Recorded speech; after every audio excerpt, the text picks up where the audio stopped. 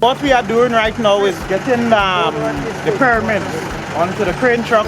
We have 2 trucks. We come in, we put in 5 each on each truck, and then we head into the barge.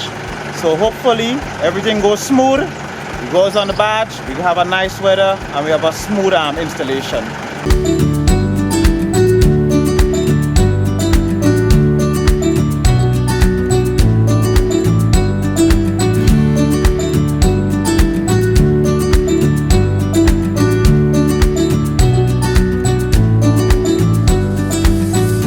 Good afternoon and welcome back to GARP 2021.